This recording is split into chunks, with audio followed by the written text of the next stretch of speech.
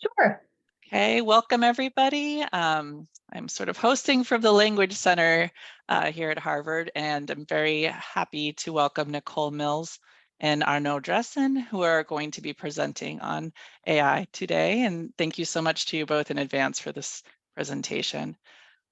Just give the brief bios. Nicole Mills is the Joint Director of Language Programs in the Department of Romance Languages and Literatures at Harvard University. She teaches courses in French, language pedagogy, and technology-enhanced language learning and teaching at the Graduate School of Education, and serves as the advisor for Harvard's Bach Certificate in Teaching Language and Culture. Her research interests are associated with virtual and simulated environments in language learning, psychology of language learning and teaching, and language program evaluation. She co-edited a volume entitled Innovation and Accountability in Language Program Evaluation with John Norris, and her book Perspectives on Teaching Language and Content, co-authored with Stacy Katz-Borns and Cheryl Kruger, was published in 2020 with Yale University Press. She has various publications in the Modern Language Journal, the Foreign Language Annals, Language Learning, the Calico Journal, the International Journal of Applied Linguistics, and in various edited volumes. Sorry about that. She holds a Ph.D. in Educational Studies in French and a master's degree in French literature from Emory University. Arnaud Dressen is the founder of Wanda, a leading software for immersive learning. The platform was originally created in Paris and accelerated at MIT in 2017 and is now empowering teachers and students in more than 200 universities. So welcome to you both. Thank you. Thank you so much. Thanks so much, Mary. I'm just going to, let's see here, I'm going to screen share. Start the presentation. So thank you so much for coming today. Arnaud and I are going to be talking about innovative pedagogical applications of AI in the teaching of languages and cultures. And we're so happy that you're here during this last week of classes. We know how busy everybody is. But I wanted to start the presentation by talking about recent headlines that you may have seen over the past, 6 months or so. Things like how ChatGPT and similar AI will disrupt education, and how teachers are concerned about cheating and inaccurate information. Other headlines about how AI is infiltrating higher education and how questions about bias and accuracy are leading concerns. Other headlines about how debates grow over its use in education, or how we lack AI policies, how AI tools like ChatGPT may reshape teaching materials and possibly substitute so a replacement for teachers. Other headlines about ethical concerns associated with essay writing technology, and other headlines, this is from the Sunday Morning News, about how experts weigh in on whether you should be, quote, terrified of ChatGPT. So all of these recent headlines, I think, have been kind of invading our inboxes and our media in various ways. But I wanted to share, this is Chris Dede, who happens to be present in this at this Zoom meeting. So I'm really happy that he's here. He can chime in later on and share some of his perspectives in real time. And he's Associate Director of Research for the National AI Institute for Adult Learning and Online Education, and has taught courses at the Graduate School of Education and Educational Technology for many, many years. And he has alternative perspectives. And in a recent article in the Harvard EdCast, he talked about how education needs to evolve to work with rather than fight against AI. And he is quoted as saying that the trick about AI is that to get it, we need to change what we're educating people for. Because if you educate people for what AI does well, you're just preparing them to lose to AI. But if you educate them for what AI can't do, then you've got intelligence augmentation, or IA. In December 2022, in a keynote address, this is from his abstract, he wrote that with intelligent augmentation, the human and machine work synergistically together to be greater than their individual abilities. So while many forecasts chart an evolution of AI in taking human jobs, more likely is a future where AI changes the division of labor in most work roles, driving a need for workforce development to shift towards uniquely human skills. This forecast implies that learning knowledge, skills, and dispositions for work should increasingly prioritize capability, building of human judgment, applied wisdom, and decision-making. Other discussions at Harvard, this was a recent talk panel from March 2023 entitled The Future of Generative AI, Transforming Education, Work, and Society, with a number of key figures at Harvard. Rebecca Nesson, who is the Dean for Academic Programs at the Harvard School of Engineering, she stated at this panel, well, what we need to do to be competitive is to creatively use these tools. If we don't transform education to be ready to do that, then we're not succeeding as educators. She said, we are making a mistake by asking the question, how do we ensure that students are doing what they used to do? This is not a good idea. If the students can do the work with ChatGPT, what else can they be doing? What should you be doing with the new landscape? Where's the real learning in our classrooms? Incorporate it rather than determine how to stamp it out. And at this same event, Bharat Anand, who's the Vice Provost for Advances in Learning at Harvard, he said, how can we lean in? And he was really highlighting some of the conversations that he had really led the university in during remote instruction. And this is his article, I believe it was from the Boston Globe, when he thought about how we can reimagine the college experience and how we can kind of lean into remote instruction as opposed to being fearful about it. He's saying the same thing here is in reference to AI. Another event, which was just 2 weeks ago, less than 2 weeks ago, was at the Harvard XR inaugural conference. And during the keynote address, Alvin Wang Grayland talked about how schools need reimagining, that the future of schooling involves experience, motivation-centric, personalized curriculum, curiosity, creativity, learning-driven, collaboration-driven, educator plus AI-guided. So I think when we think about the skills that we're trying to develop students for in the future, I think the teaching of languages and cultures does that really, really well, or has the capacity to do that really, really well. Skills like adaptability, creativity, open-mindedness, communication, negotiation, interpretation, critical thinking, interconnection, human understanding, and perspective taking, all key areas where the teaching of languages and cultures really shines. So question is, well, how can AI be used?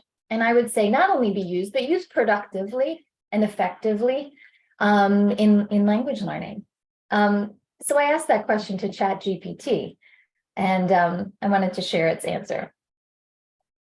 So when I asked how can AI be used in language learning, it gave a number of different key areas. It talked about intelligent tutoring systems. So AI-powered language learning platforms that provide individualized feedback and personalized experience.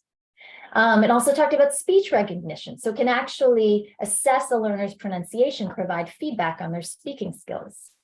Natural language processing, so AI-powered natural language processing to sort of evaluate written or spoken language and then later provide feedback on grammar, vocabulary, syntax, identifying errors, and providing feedback about how to fix them.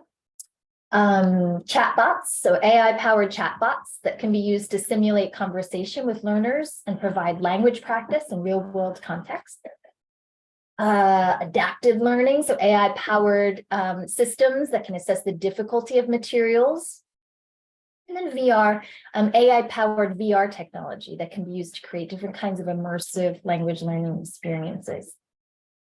So there's a few that I wanted to show you. One of them is called Lingostar, and Lingostar was created by the CEO and founder of Lingostar. Is actually a former Italian language student at Harvard University, and he created this speech recognition and adaptive learning tool where you can actually go and search. Well, it's organized by curated topics that you can choose from Or you can type in a search box, in an open-ended search box, and say, I want to talk about X book, and then have a conversation with an online chat about that. It tracks mistakes, it provides vocabulary glossing, it provides a dictionary if words are unknown. It's audio or text-based, so you can actually type or you can use audio. It provides vocabulary lists of words that you identified as challenging and flashcards.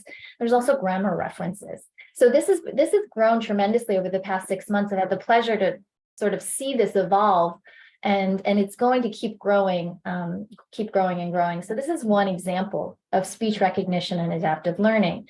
There's also Grammara is also another one of many tools that provide, there are examples of natural language processing and intelligent tutoring systems. So in this tool, for example, it auto-highlights incorrect or awkward words. It can reformulate sentences to create more fluid sentences, and it can alter from informal to formal or to concise tones, so it can kind of play with existing text and help in that process. So what we're going to talk about is the project that we were engaged in, and I was just telling some people earlier that we literally just completed the project last week in class, so this is our first time talking about it. It's really hot off the press. But where we used AI-powered chatbots to simulate conversations and provide language practice to students. We didn't use VR necessarily, but we used a 360 immersive space. We didn't use the headsets, but we created an immersive language learning environment. So these are the two criteria that, or the two aspects of AI that we were kind of trying to kind of lean into and learn about in the language learning framework. So the project is was called AI or its Character. This was a collaborative project, really hard work done by Wanda VR, who's Arnaud is the CEO and founder, and Rêve Studio, to really help have this project come to life and this concept come to life for us. So to give you an idea of where this project was integrated, it was integrated into beginning French 2 curriculum about Paris. The first theme is, what does it mean to be Parisian? We do have a lot of VR in the course, so there's an immersive VR experiences during the first week of class and immerse students in Parisian life.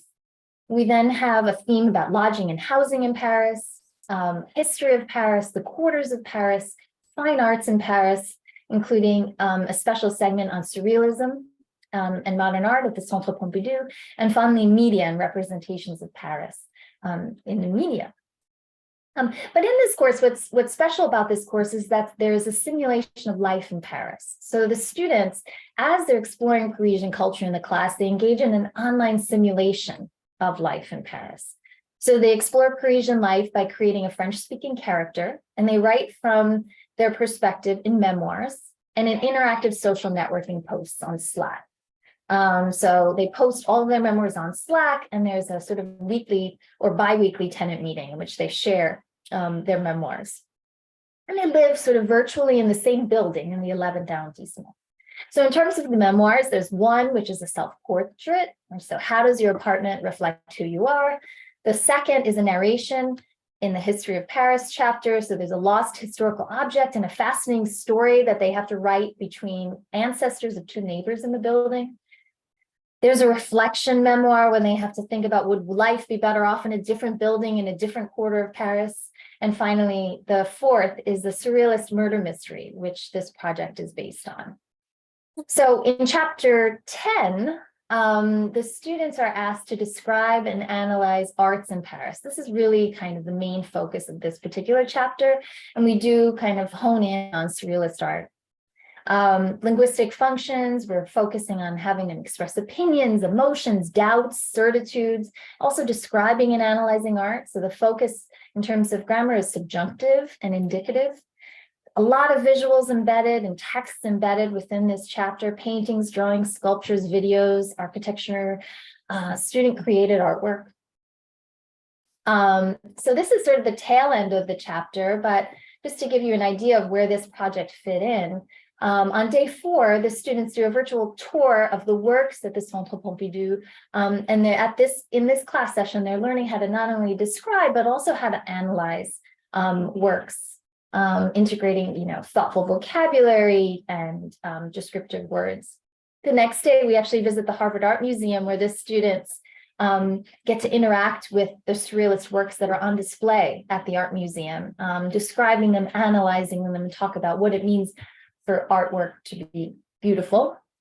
And then on day 6, there's a debate and interrogation. There's a surrealist murder and trial, which we have always done. This year we did with AI avatars, and I'll explain how that unfolded. And then the last day, there's a surrealist art project where students create their own surrealist artwork, and there's exchange about their artwork with a Parisian artist. So this is kind of where this falls in within the chapter. So the surrealist crime at the Centre Pompidou. So really the theme is who committed the surrealist crime? And again, incorporating the subjunctive and then those linguistic functions and recycling those. So the day of the surrealist trial, or the surrealist crime assignment is there is a composition that's due, a memoir is due. And it's called a surrealist crime. So this is the prompt. So you decide to spend the day at the Centre Pompidou with your neighbors from the building while looking at masterpieces such as Les Instruments de Musique de Georges Braque and Fontaine by Marcel Duchamp. You hear a scream. Later, one of your neighbors, one of the characters in the building, was murdered and found in the dumpster behind the museum. On one foot, he was wearing a red high-heeled shoe, on the other, a sneaker. In his hand, there was a piece of paper with the words, Querelle des Universaux. The rumors are running wild. Each person has his own version of what happened. In your opinion, what happened? So they describe the painting at the Centre Pompidou. They pick one and they have to describe it. Within the composition, they have to explain the meaning of the paper, they have to explain the surrealist scene, use a lot of subjunctive to express doubts and emotions and all the expressions of necessity. And they really have to focus on these 3 sort of key elements that were found on the crime scene. The Querelle des Universaux, one of the paintings right here, the Magritte painting, which is actually found in the museum.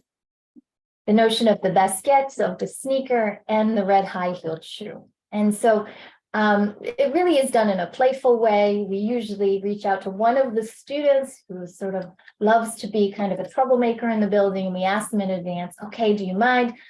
You're going to be the character that we're going to be is sort of targeted in this crime.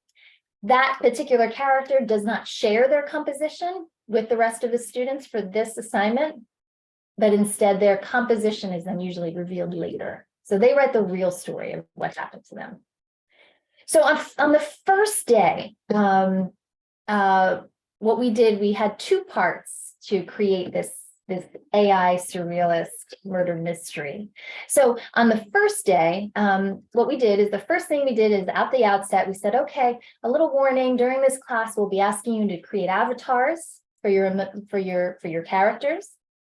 You're going to be asked to design the physical characteristics of your avatar, as well as provide us with descriptive information from compositions 1 and 4 to help make your character's personality, opinions, and beliefs come to life.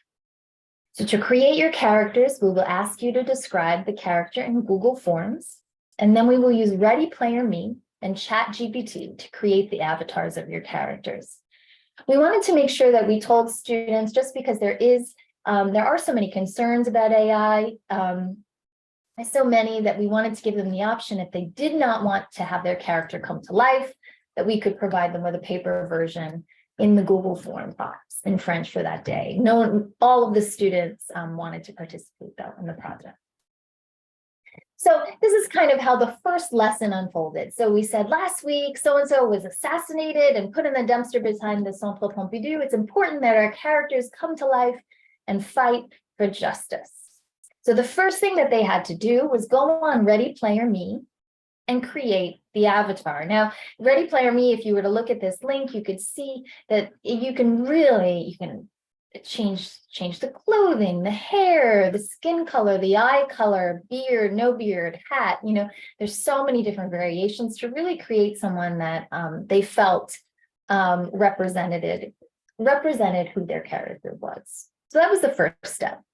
Then they had to make sure that they saved the avatar link. And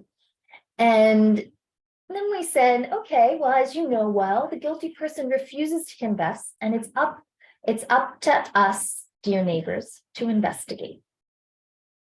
So we remind them again that we found 3 things at the crime scene, these 3 objects. And then we had sort of a large group discussion where students got to mingle and interact with each other and say, well, what does this mean? Who's guilty? What are your suspicions? They had already written their composition, so they were ready to really engage in conversation about this. And then we sort of oscillated back and forth between filling out the Google form and then having students interact in large group and small group discussion. So the Google form had a variety of different things like name of the character, alibi, suspicions, emotions, and then questions. So the students could then post this information in the Google form. So for example, we would say, write your suspicions. And in this, we're having them sort of really tie in what they felt certain about, their doubts, and their emotions. And again, this would incorporate either the indicative or the subjunctive. So this is really engaging them in using those targeted forms. After they wrote that, inserted into the Google form, we said, okay, now let's all discuss the next exchange, our suspicions. Then we had them write their alibi. So in the Google form, we said, okay, what was your relationship with the victim? When did you see the victim for the last time? What were you doing the morning of the murder? And what were you doing at 3 p.m., the time when the victim was murdered? So they wrote this information down in the Google form, and then we had a cocktail discussion. We kind of circulated and shared our alibis with each other. And then what the students did after they had circulated and had conversations, we said, okay, now that you've talked to a variety of different neighbors in the building, I want you to write down the name of the character you feel is the most guilty. Give this piece of paper to the judge or to the teacher. And at that point, the results were revealed of the 2 most guilty neighbors. Then we said, okay, now you're going to have to interrogate them next week at the next class. So we want you to think about 3 questions that you want to ask the most guilty neighbors. And again, this incorporates the subjunctive. Do you think that? Do you believe that? Etc. Do you find that? And then we said, if you could ask the victim a question, what are some questions that you would ask the victim?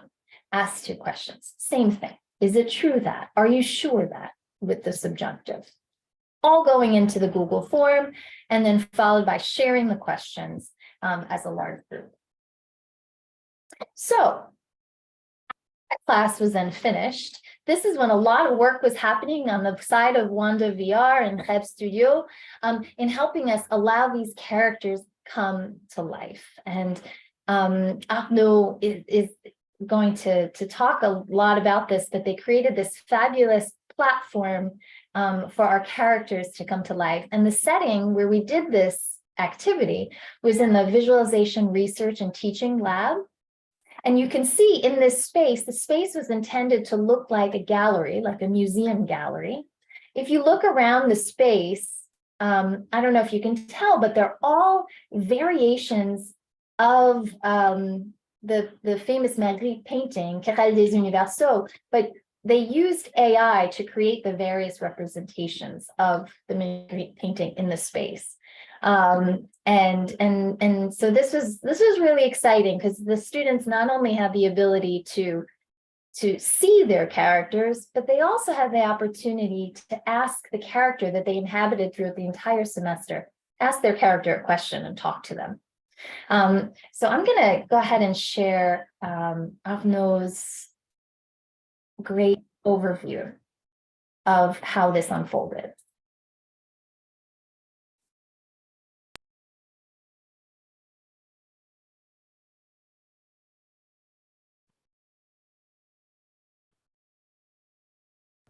So here we are loading the murder party. made with Wanda for the course French 11. I'm gonna go through exactly the same steps as the teaching assistant followed with the student during the classroom session, and start by reading out loud this introduction. Greetings, dear neighbors. Today, we will dive into the exciting murder investigation filled with twists and turns. Last week, a violent murder occurred and the neighborhood is determined to uncover the truth. The victim was brutally murdered and thrown into the garbage room behind the Pompidou Center. At the scene of a crime, 3 items were discovered. A reference to the painting La Querelle des Universaux, a sneaker, and a red-heeled shoe. You will be able to interview 2 of your neighbors and you'll learn about their alibi and their day of the murder. And now it's your turn. Take the lead in the investigation and help find the culprit. So here we are in this exhibition space that was created for the French 11 class, using the avatars that were created by the students. And as a first part of the session, the student will get to see their characters come to life. And the teaching assistant is going to go and interact with each of them. So there are a couple of them. There's actually 12 in this exhibition space. Most of all, there is the victim on the floor. So in this case, it's Denise. Denise, who was brutally murdered next to the garbage, but also next to the Querelle des Universaux, painting by Magritte. And then you can see the other pieces of evidence. And yeah, let's start by going and introduce Jean-Christophe Napoleon.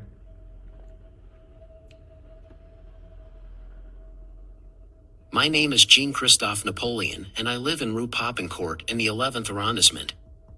Okay, Jean-Christophe, thank you. Let's ask Marie to introduce herself.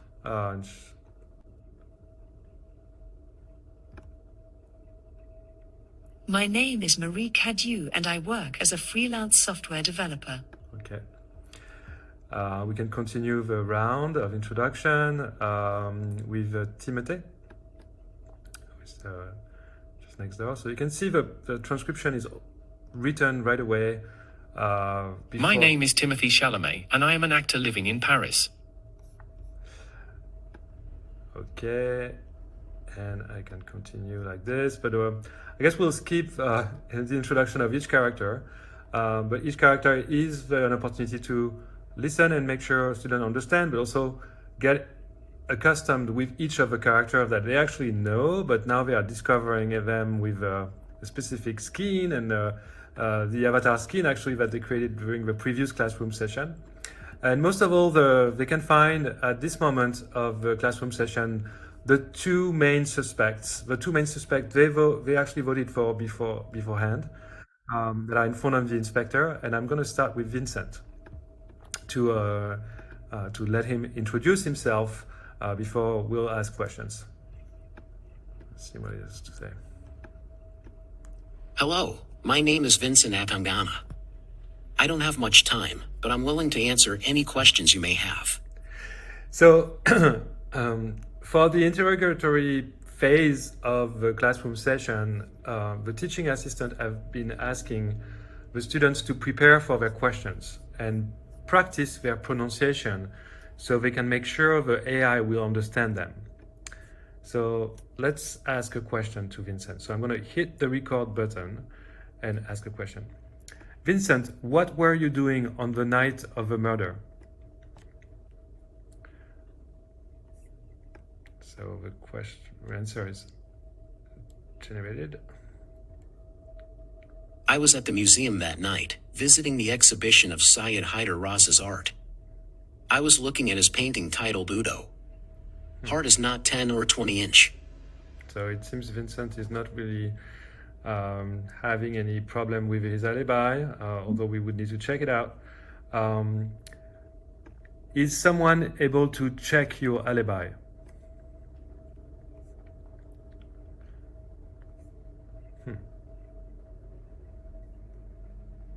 Okay. I'm not sure if anyone can confirm my alibi, but I'm willing to cooperate with the investigation in any way I can. So who do you think is the main suspect?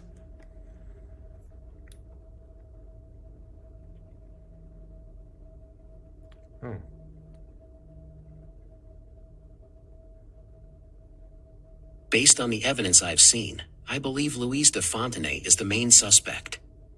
I found a bloody knife in her trash can and several notes that suggest she has a quarrel with the inhabitants of our apartment building.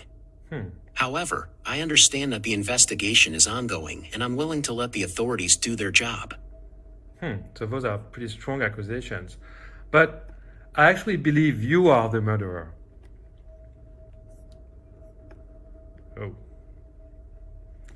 So let's see how he reacts to this. That's a serious accusation to make without any evidence to back it up. I had nothing to do with Denise's murder, and I'm offended that you would even suggest such a thing. Okay, thank you, Vincent.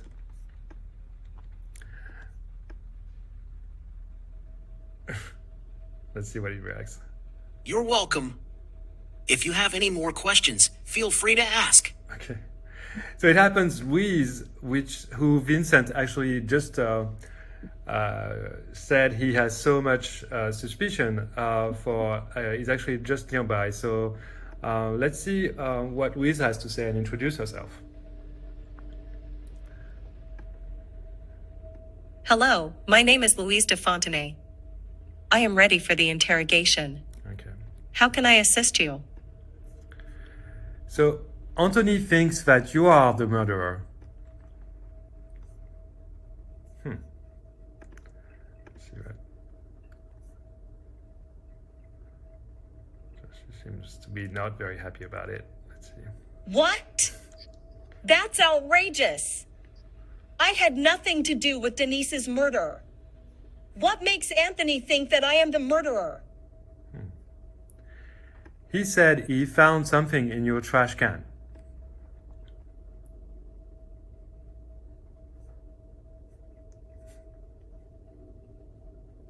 I see. Well, I can assure you that I have nothing to hide. What did he find in my trash can? A bloody knife.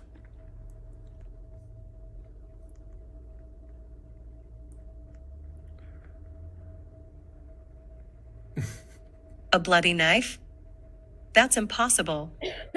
I haven't used a knife in weeks, let alone a bloody one. Are you sure Anthony found it in my trash can? Yes, anyway, thank you so much for your help. It was very helpful.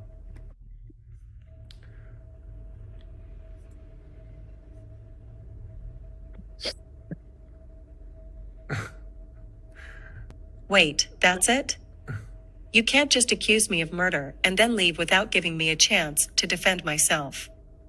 I demand to speak with the police and have a lawyer present during any further questioning. Okay, so Louise is asking for help. Anyway, so after asking a few questions to each of the two main suspects, students are invited to vote and designate who would be the person who would be most likely to be the murderer. And after this vote, the teaching assistant is actually doing the unveiling. And so to do so, you can actually invoke the medium that is actually named Vérène Roussel in this case, who has the power to invoke the ghost of a victim, in this case, Denise Aubert. And here she will reveal who is her murderer. My name is Denise de Aubert, and I was murdered by Elodie, the sister of my deceased fiancé, who believed that my family was responsible for his death. She kidnapped me from the Centre Pompidou, where I was visiting an art exhibit, and ultimately killed me by shooting me in the head. Oh, wow, shooting in the head. Anyway, so you could continue to ask questions to Denise using the same system. Actually, just for the sake of it, Elodie is at the back of the room right there. And I also wanted to kind of show you before, I guess, we end this demo, just a little bit how it was created and how you can edit each of those characters. So the way it works is that going on this magic wand at the upper right corner, you can actually see the prompts and the prompt settings that you can parameter for each of the characters. So you can see the avatar URL, which has been provided by Ready Player Me, that you can just copy paste there. You can choose the voices, and we have a couple of them. And then you can copy paste your composition. So each student composition can be copy pasted here right away. As you can see, the composition is here, and beneath there is a predefined prompt that we designed to make sure that GPT, so ChatGPT, in this case GPT 3.5 that we have been using, can interact with the 3D avatar and actually transfer emotions. So you can have the body emotion and facial emotion that you could see in the previous interactions with the characters. Last but not least, what you can do here is actually do some Q&As that we call meta Q&As. So those meta Q&As are actually ways to add to the prompt system a couple of examples that the AI will be able to follow for subsequent answers that will be made to student questions. So you can just like train, you can refresh and do a couple question and answers that you can save in this prompt settings, and just click here, save. At the end of the session, what you can do as well is export the conversational logs. So you can have a full idea of what happened during the session, and also reflect and analyze what was the responses and where they're aligned with the student prompts, and to make sure that everything went smoothly, and potentially do some fine-tuning after the fact.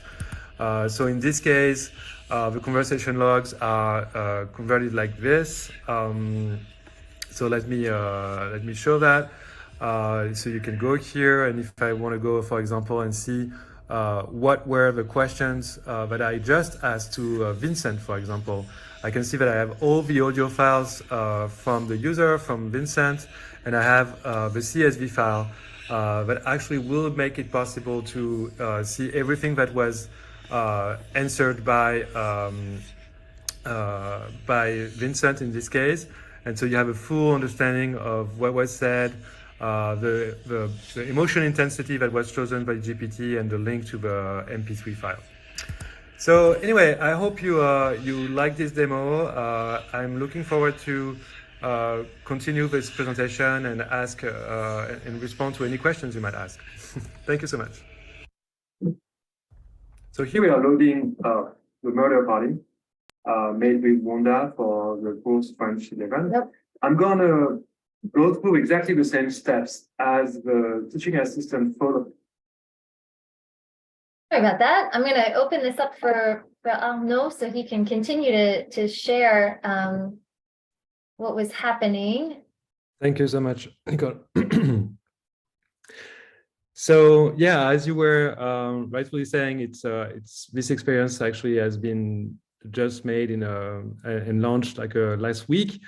This is the result of 3 months of work, and really the idea was that we create a playground for any teachers and students to create their own conversational characters. So the whole idea was like, how can we create an environment and tools and features that would allow students to really copy paste their avatars, copy paste their proposition, and then have their own interactions with their own set of rules without the need for any kind of external involvement. So that was a very ambitious goal, but we set, I believe, Nicole, 3 months ago, when I came to you and I was like, yeah, let's do another project, because we worked together like 3 years ago on a field trip, immersive field trip in Paris in the 11th arrondissement. So I was looking and doing some experiments in generative AI, and I was like, let's do another shot and then see what we can do together. So anyway, yeah, this was a result of a team of 9 people in total at Wanda, and also at the Studio Rev, that was part of game and art design. So in terms of like, in the end, what we ended up with is a solution, I guess, for students to create and interact with their own AI avatar, so that student for any kind of class, in this case, language learning, can create their own conversational agent and engage into a totally different type of experience and interactive experience. So as Nicole explained, you can create your avatar using Ready Player Me, which is a free an open platform to create avatars. You can quickly import it into Wanda and then start asking questions using text and audio in a web player. So you don't have to install anything. Everything can be edited on the fly. There is no specific login needed, and it's multi-user because actually this whole environment was created with 13 avatars created by 13 different students, and with the involvement of both Nicole and the TAs she's been working with. So for the teachers and for the review, the idea of having some kind of way to export all the, like I demonstrated in the demo, all the logs of the discussion was very important to us. We understand, and we'll be discussing it afterwards, that there was possibilities that the AI would not necessarily do exactly what we it's supposed to do. So having a way to kind of go and get, you know, the logs, to analyze them and understand what happened, so we could potentially improve the prompts as we move forward was definitely the idea. So looking at the result and how we've been approaching this project, so and it says, you know, it has been integrated into Wanda existing platforms, so we can create field trips with Wanda and role-playing games and all the different types of learning experiments. But so we kind of kept the kind of full dimension of the platform. So one, that it's very easy to collaborate. So you can have multiple person collaborating in the same environment. That it's easy to create your own environment, your own, import your own avatars, define your own prompts, that you can share it with one simple link. No need to download Unity or any kind of heavy engine. But it's multimodal and multimedia. So it's not only about the avatars, but it's also about like the environment, how you can displace different objects and media in the environment surrounding the conversational avatars. And then there was like some very specific component to the AI itself, and going back to the previous slide, it's just basically the latency. I mean, as you can see in the demo, there is a few seconds that we would like to kind of shorten, but I think we did the most we can, and I don't think we've seen anything faster than what we did so far. The realism, and you know, like how much, you know, you notice the avatar movement and body language and facial expression and the animation that is based also on what GPT sends in terms of information about the levels of emotions depending on each answer. But definitely we can do a little bit more realism to this, and mostly on the mouse movement, which I believe is definitely a must-have for language learning, at least very nice to have. And in terms of accuracy, I mean, we'll talk afterwards, but definitely there was some issues that we stumbled upon, but I think would be improved definitely on the speech to text. So how well the AI can understand the accent from the students, but also making sure that GPT actually behave and act as a fictional character as defined by the students, and not shy away from any kind of weird end questions by saying he's just an AI agent and yet cannot answer, which is something that happened. So yeah, I mean, maybe Nicole, you wanna share, you know, the limitations as you experience them during the classroom. Yeah. Yeah, sure. So one of the things that we quickly learned in the first session was that the AI was not always able to detect the students' pronunciation. The students are beginning language learners, and sometimes it would actually detect that they were, you know, American or English speakers, and it would respond in English. And sometimes it would respond in English with a French accent, which was kind of funny, but it sort of recognized that they were English speakers. And so what we ended up doing is use this as sort of a pedagogical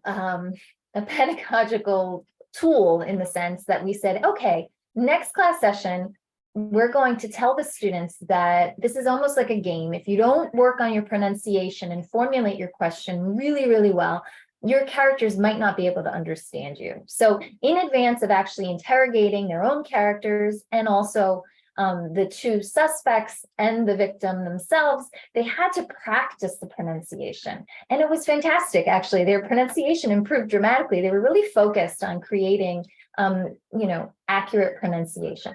So that was one thing. It's still, as Ahno said, I think it's improving every single day. And I think it's going to get better and better in terms of recognizing accents that are not French. But this was something that we ended up adapting as we were doing the class session. Another thing was, in the second class session, all of a sudden, one of the characters, suspects, started to say, "I'm just an AI."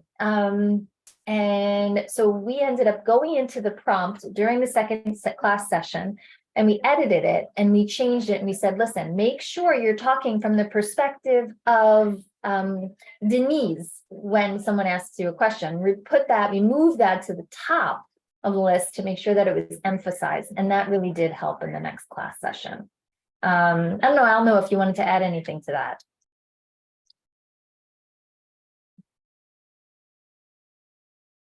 Yes, just about the speech-to-text technology.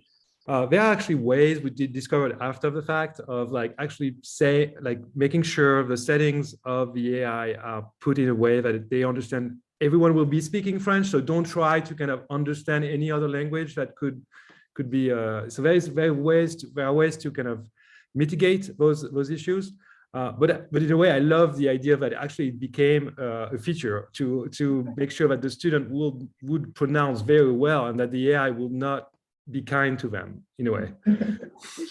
Yeah, no, I was impressed by the pronunciation. We should probably do that more often. We should do that dance more often. But in any case, I wanted to hold on. I'm just going to stop share for 1 second and reshare. Hold on 1 second. Let me just do this quickly. There we go. Okay. All right. So preliminary findings. Just wanted to show you some of the preliminary findings. Again, like I said, we just did this last week, so this is really new. But we did give the students a survey at the end of the experience. There were 40 students involved in this project, and we were focusing on the construct of engagement. And engagement, according to Philip and Duquesne, has 4 dimensions: cognitive, behavioral, emotional, and social. So the participants, just to give you an idea of who they were, there were 40 participants, but you can see that a large majority of them are in the concentration or field of study is in STEM or in social sciences. You can also see that a large majority of the students are taking the course as a university requirement. So I thought this was important information to share.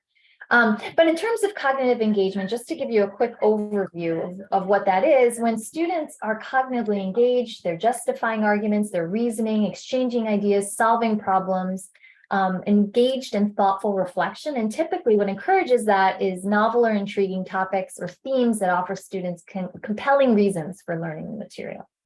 In terms of behavioral engagement, when students are behaviorally engaged, they're focused, they're attentive, they're really persistent.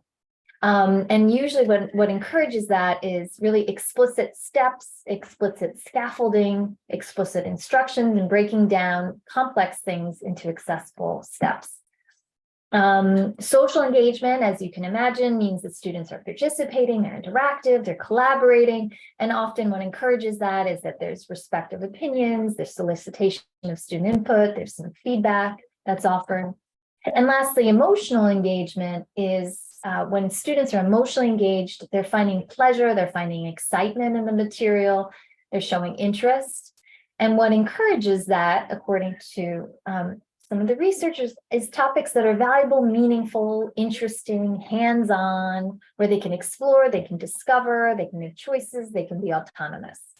So what we did was the survey items were designed by evaluating these 4 dimensions of engagement at each phase of the lesson design. So day 1 and day 2. So for example, we said, when I created the physical features of my avatar, and then we had 4 items assessing behavioral, cognitive, social, and emotional. So you can see that all four dimensions were evaluated at each phase of the lesson: day 1, avatar creation, and day 2, avatar interaction. So you can see basically on day one, avatar creation. So this is before they had even had the opportunity to interact with the avatars. They were creating them. And you can see that the engagement across all dimensions was consistently high.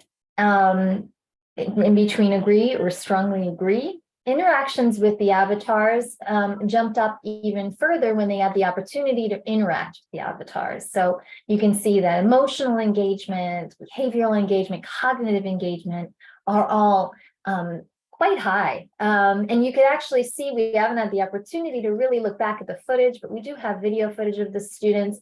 They were engaged, they were laughing, they were smiling, they were so excited to actually see their characters come to life and talk back to them. So if we kind of look back at their actual gestures and interactions in the space itself, I think we're going to be able to match that up pretty well. But we asked them, okay, well, what aspects of this project did you find engaging? They said a lot about interaction with the avatars. I love the interaction, getting to ask the avatars questions and learning their thoughts on the matter. Creating a character and being able to interact with an AI were the most engaging. I love the interaction. The reactions and personalities. So they really got to see the personalities of the characters because they had written these narratives, and the compositions 1 and 4 were copied and pasted into that area where, sort of powering the AI with content. Their written work had powered the avatar. So that was really fun. They said the responses to questions were really good. Their gestures were really funny. The creativity, the emotional responses, particularly you noticed when you accused the avatar, when Arnaud accused the avatar or the suspect, they got really angry and started to raise their hands and kind of yell and scream. The characters were animated. It was interesting what pieces of information they revealed, because we didn't know. It was very spontaneous. We really didn't know what the characters were going to say. Finding out the truth. The real plot was much more complex. Trying to figure out what they were saying, working on speaking. So really that going back to that pronunciation feature. Having the scene brought to life in 3D in a very vivid way. So they really felt in that space that they were sort of immersed in the gallery space and talking to the avatars, listening to the responses, customization. They said it would be just interesting to do it more often. And the one that I loved was, seeing our words come to life. So seeing their language come to life. But remixed in really kind of unique and spontaneous ways. So then we said, okay, well, could you envision other applications of how avatars could be used in this course? And what would they be? And they said, well, maybe they could be used as conversation partners for homework. I think we could have full conversations with our avatars in the future. Or maybe we could use them for other aspects of tying together the residents of the building, or for students to build their characters over the course of the semester.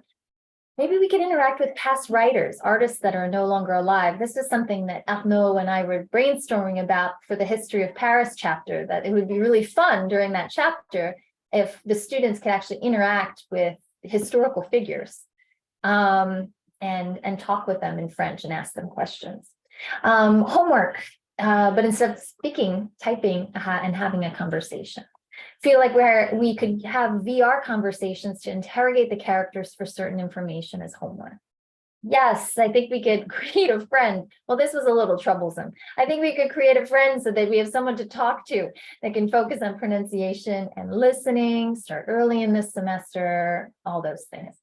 So anyway, I think overall what I think the project was trying to accomplish was really focus on a lot of different, key areas and principles. We were really focusing on providing students with input. We wanted to offer opportunities for them to problem solve, to think critically. We offered different kinds of text. In this case, it was student-generated compositions or surrealist art. There were opportunities for interaction, both with students in the class and with students with avatars. There was expansion beyond the classroom boundaries, this time into virtual spaces, cultures. So we were really sort of trying to immerse them in a Parisian space, or a virtual Parisian space. themes that we thought might be intriguing, provide tasks, and really in the end, really motivate them to sort of enjoy the learning process in our classes. So just wanted to open the floor up. If you had any questions, we'd be happy to answer any of them about this project. Thank you so much to you both. If anybody has any questions, if you could just raise your hand and we can go ahead and give you the floor.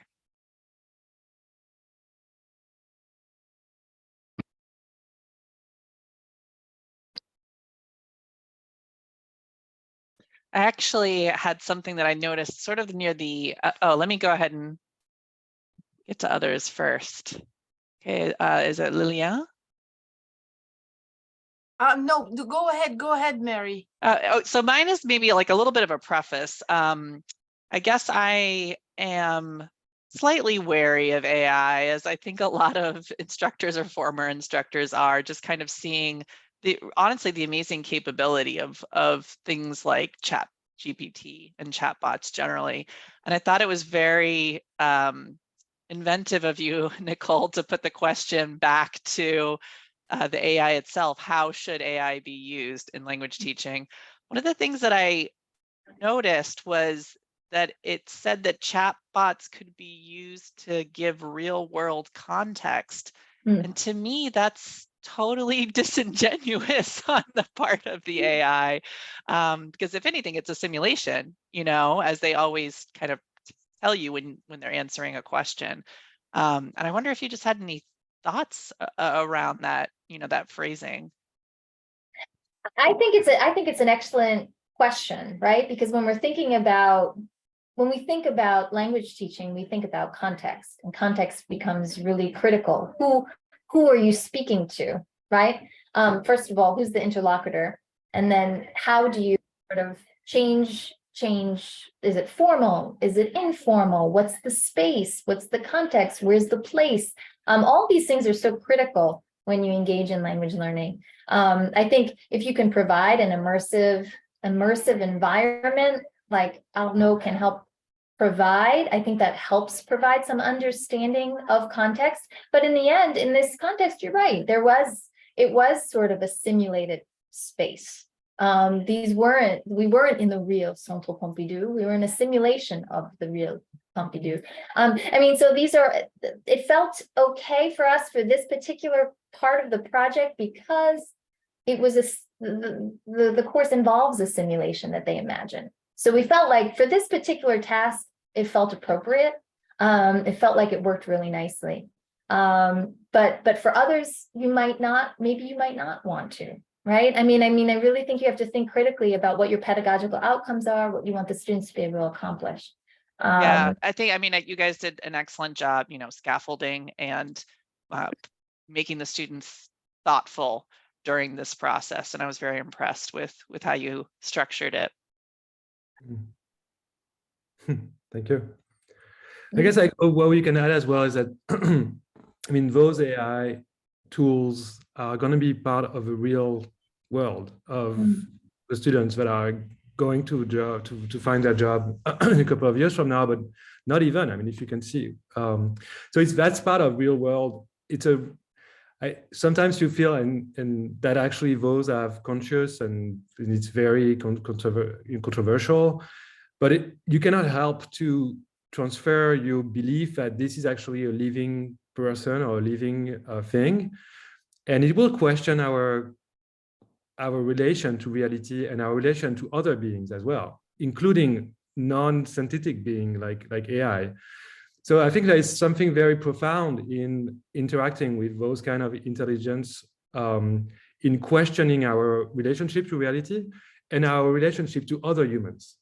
And I think that's something that is usually understated, and that that should be taken into account as well, with the goal that in any case, we need to be resilient and make sure that those AI are used in a way that is controlled and defined by teachers and by the organization that are responsible for the education of students, right? So that's, I think that's where, you know, it's so important that teachers actually learn and understand how they can use it, whether it's a lot or whether it's a little, into their courseware. And I think that's, yeah, to find the truth about what this is actually going to be changing in the future. Yeah, no. I'm sorry, Mary, go ahead. No, I was going to say you're absolutely right. It has to be reckoned with it, whether, you know, it's just recognizing it or using it for your own purposes and to do something extra, that augmentation that we would be looking for out of AI. So yeah, I agree.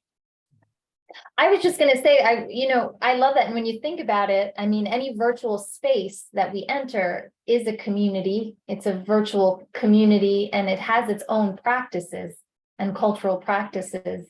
I mean, so if our students are members of these virtual spaces and virtual communities, whether they be, you know, in English or the languages that we're teaching, they need to know how to navigate those types of spaces. So that's a really interesting point that I think Apno had just raised.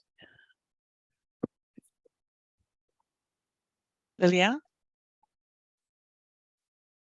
Yes, thank you. Hello. Thank you so much, Nicole and Arnaud. And again, you blow my mind. I am so impressed at how insightful and thorough, and how this is, of course, engaging, but just engages all of the skills that we want to elicit, especially how appropriate this is, and almost appropriate, almost mind-blowing how this is appropriate for a level 2 French 2. Unfortunately, my connection was a little unstable, and I was missing, it was choppy at sometimes, and I may have missed things that I was going to ask, and this you may have explained and may have missed. I did have the opportunity to visit the visualization lab, so I have a good sense of what the layout is.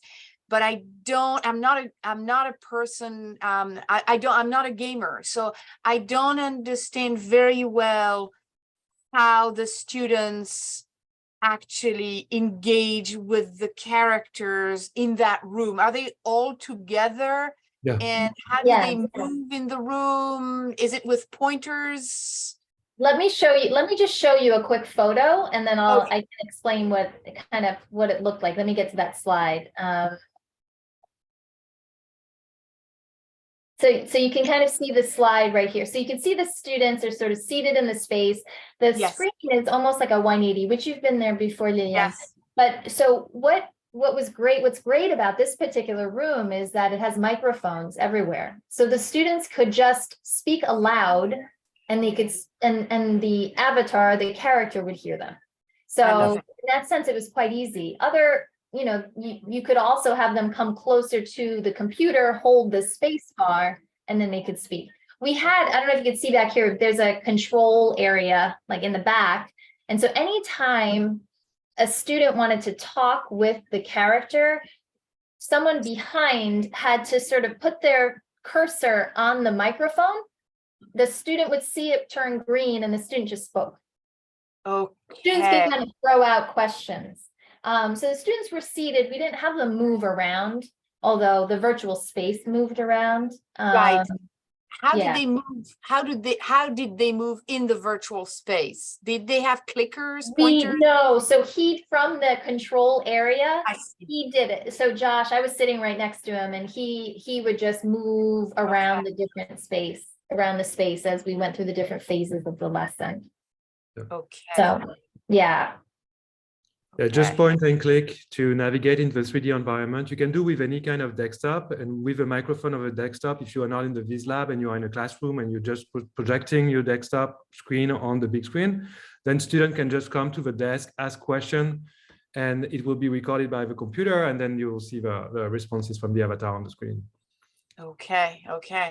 And I can see how this could very well mesh with your previous concept and how students could individually navigate into that space and have their own experience in that digital environment, or how through that digital environment you could access to a virtual, like a 360 video filmed footage of the Pompidou Center and actually just navigate. That's where maybe you could close the gap between authentic and well, that's Lydia. We were just talking about, Aldo and I were just chatting about that. We said, well, how can we take the La République footage, which were 4 different Parisians who recorded their life in 360 and created a program that was a collaboration with Arnaud, who worked on that design. But then how could we create avatar chatbots of those 4 characters that students could actually talk to and ask about the spaces that they're in while they're in them? And those were more photorealistic spaces, whereas this was more character. That's brilliant. Yeah. That's a brilliant extension. Yes. Yeah. I love it. Thank you, Liliane. Hi, Chris. I'm so happy that you're here. You were the main feature at the beginning. Well, I'm happy to be here as well. I've really enjoyed listening to the presentations and getting a sense of your work in progress. I was fortunate years ago to be part of the virtual field trips initiative, and that, of course, built on a lot of work that you did, even with much simpler technologies, about infusing culture and context into language learning. And I think your work and the work that you've documented across the field describes the importance of context and culture. And then another thing that you've talked about is that to the extent that students feel embodied somehow through immersion, they're more likely to be able to act on their language capabilities as opposed to simply being spectators. They become less worried about making mistakes, more caught up in the situation, more likely to act and therefore to learn. So I see this as a promising extension. When things start, they always look kind of crude, but the underlying theory and power of simulation is going to really carry this forward. But I do want to make an observation, not directly related to this, but related, about AI. I was part of a conversation a couple days ago, and somebody said, well, we can get rid of language learning now because we've got AI translation that can be in real time. And if we want something written in a different language, we can just tell AI to generate it in the different language. Now, to me, that's horrifying in its lack of understanding about what language is. And you, of course, are more of an expert on this than I am, but language is not simply taking concepts that are universal and using different kinds of words or sounds to represent those concepts. Language is a way of thinking. And we know that it's very powerful to have different perspectives on something. Alan Kay once said that a change in perspective was worth 80 IQ points. And if you are multilingual, then you can bring to bear literally different ways of thinking. So to say, hey, let's get rid of language learning is a classic example of throwing out the baby with the bathwater. And it's a classic example of the really dumb things that are being said about what AI can do. Just because something can be done doesn't mean that it's a good idea. So I hope that using AI in a productive way to enhance different kinds of thinking, as opposed to a non-productive way of kind of simplifying everything to some universal language that is crafted ultimately by machines averaging across human existence, I hope that your project will move in this promising direction. Well, no, thank you. I mean, I think that those kinds of comments are really, I don't know where that sounds coming It's from. Gulnar. I think your microphone is on. Gulnar? I think I just muted. I think I just muted. Oh, there we go. Yeah. No, and I mean, I think I always like to, when I talk about language teaching, I always like to talk about it, you know, how what we do is so much more, it's language, but it's so much more. And those are the things I was talking about, those 21st century skills that I think like the teaching of languages and cultures does, if done well, really well, like this creation of open-mindedness and the opportunities for negotiation and interpretation and understanding other humans and perspective teaching and the spiraling of language and culture. It's just, you can't disconnect the two, and relationship building. And I think that that's what we do in our language classrooms and what we do really, really well, and what we need, I think, personally, as we move forward in the future. So taking those experiences away from students because we think ChatGPT can replace it would be really, really, really unfortunate. So I agree with you, Chris. Thank you.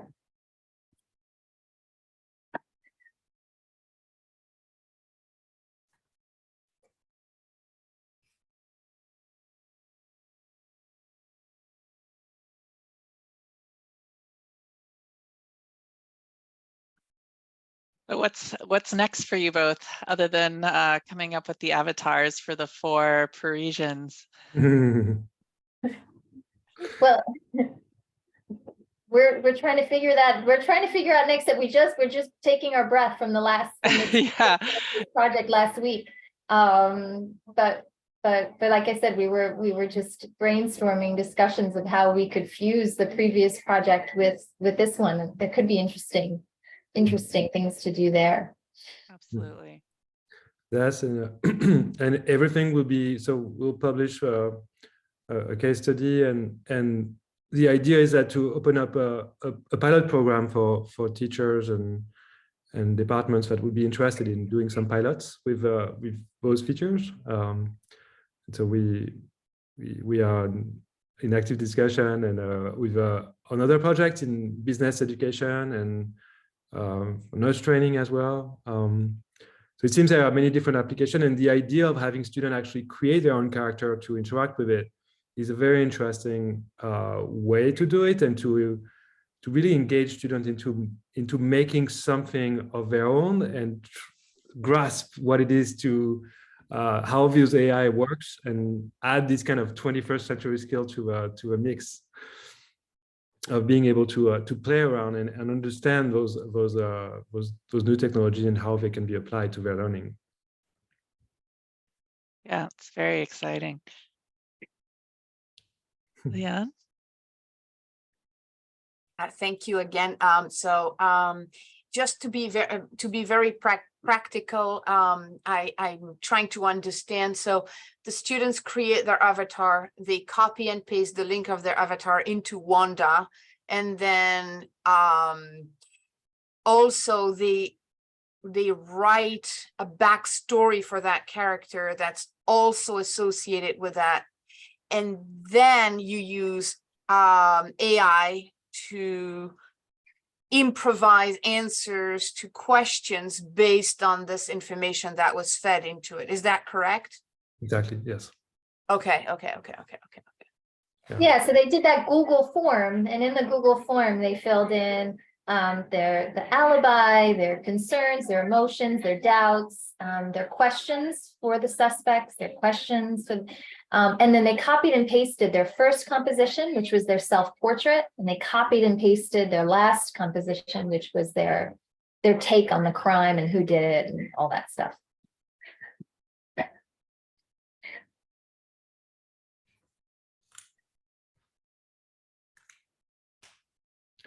So it's very easy. And one other thing I would add is that from the beginning, we did everything so that it's not necessarily an anthropomorphic approach, that you can actually have an object, an animal, or a plant, or a a cell from a body, but actually can talk as well.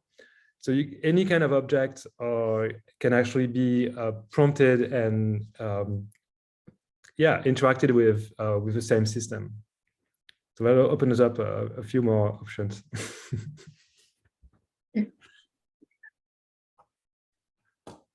They had in the visualization lab, Josh Whitcomb at the visualization lab here at Harvard, he created a John Harvard.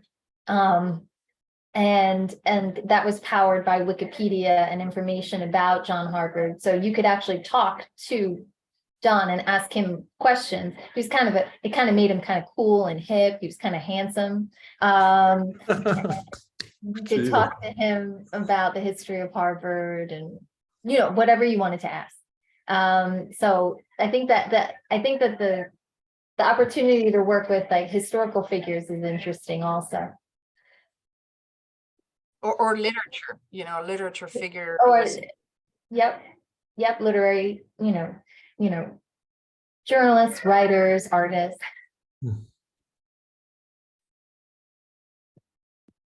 Yeah, or even characters. You're gonna go that way.